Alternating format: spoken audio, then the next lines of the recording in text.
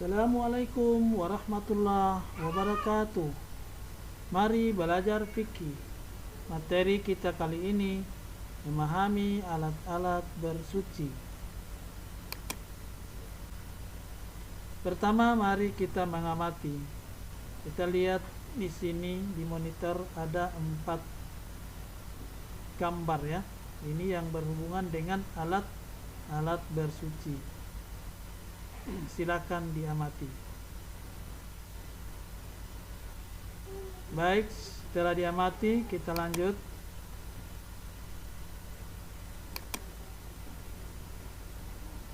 Pembahasan materi konsep bersuci. Yang pertama, setiap umat Islam perlu menjaga kebersihan jasmani dan rohani. Kedua, kebersihan dan kesucian adalah asas utama kesempurnaan ibadah. Ketiga, umat Islam wajib menjaga kebersihan diri, makanan, tempat tinggal, dan alam sekitar. Pengertian bersuci. Bersuci dalam bahasa Arab disebut dengan tahara.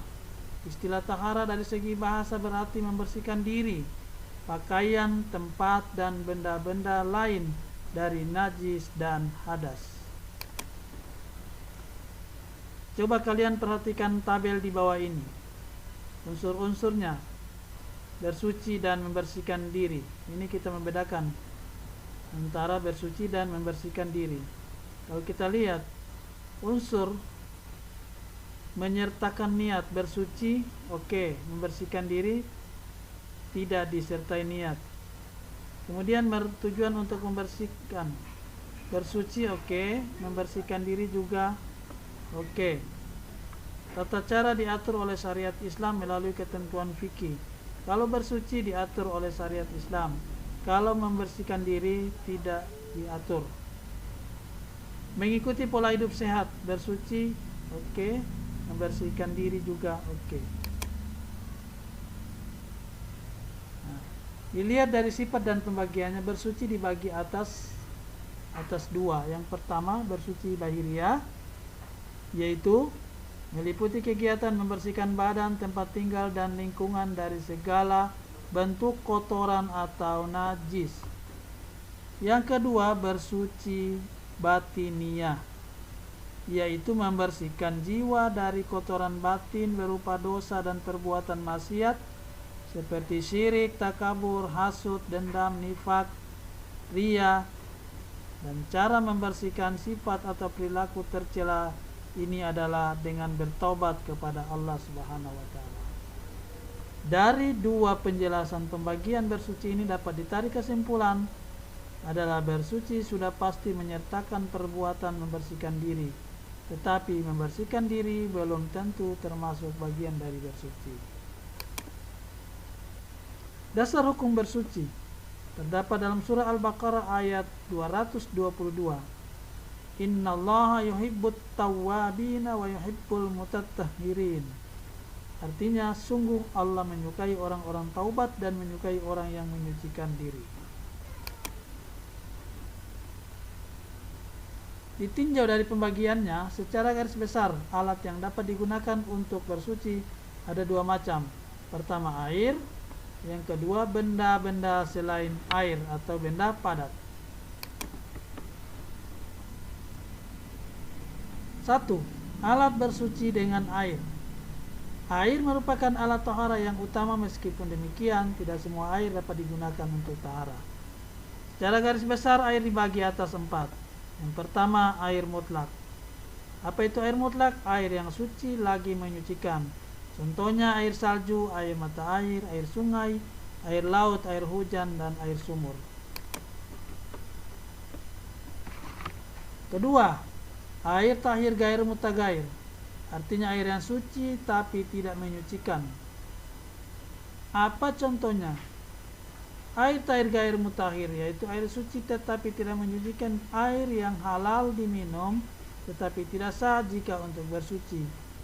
Air ini sekalipun suci tetapi tidak dapat dipergunakan untuk menghilangkan hadas.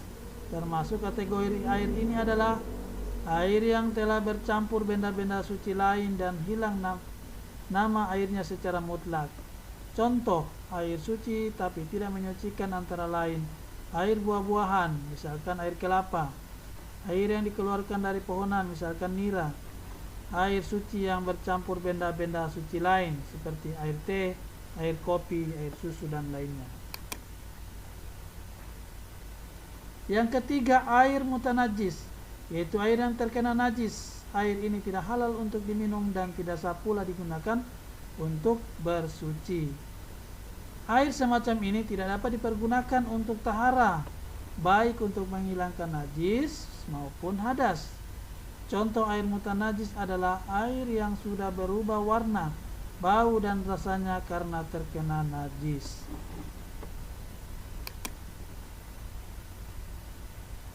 Dan yang keempat adalah air musyamas, yaitu air yang makruh dipakai bersuci.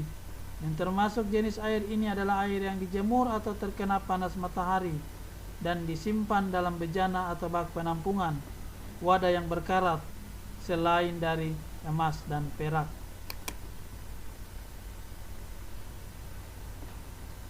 Kemudian alat bersuci tadi terbagi dua, yang pertama dengan air, yang kedua benda atau alat bersuci selain air, ya.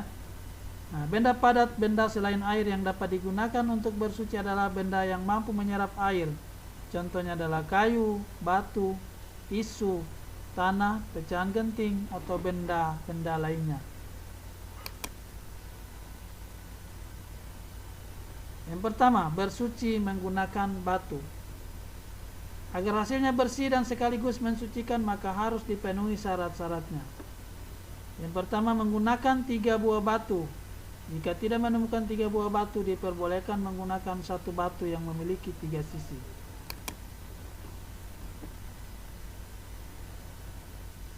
Ya, kita lihat bersuci menggunakan batu itu.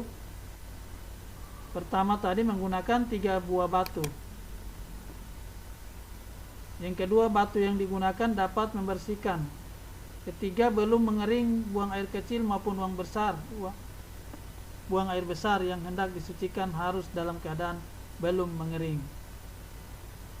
Keempat, belum berpindah kotoran, masih menempel di tempatnya semula.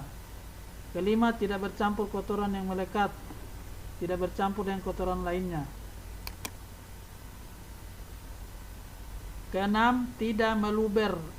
Orang yang terkena diare biasanya sisa kotoran sampai menempel di permukaan pantat atau menempel di 2 dinding dubur. Ketujuh, batu dalam keadaan tidak basah.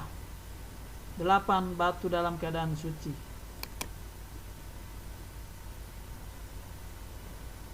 Kemudian kedua, bersuci menggunakan benda padat selain batu, ya.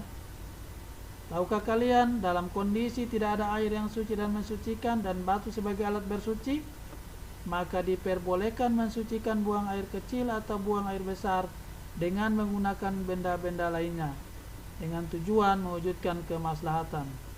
Hukum fikih memperbolehkan melakukan analogi atau kias yang menghasilkan kesimpulan ada tidaknya pengganti batu sebagai alat bersuci. Kegunaan alat-alat bersuci. Air itu digunakan untuk membasuh najis, berwudu, dan mandi wajib. Sementara batu, kayu, dan lain-lain untuk beristinjak, dan debu atau tanah untuk bertayamum. Hikmah bersuci. 1. Terhindar dari penyakit. 2. Hidup bahagia dan harmonis. 3. Menyegarkan tubuh. Dan akibat dari abaikan kebersihan. 1. Mudah dijangkiti penyakit. 2. Tidak disukai Allah dan Rasulnya. 3. Merendahkan marwah. Amalan orang yang menjaga kebersihan. 1. Senantiasa jaga kebersihan. 2. Tidak membuang sampah di sembarang tempat. 3. Memastikan makanan yang dimakan itu adalah halal. Amalan orang yang tidak menjaga kebersihan. 1. Tidak menjaga kebersihan. 2. Membuang sampah di sembarang tempat. 3. Makan benda haram dan kotor.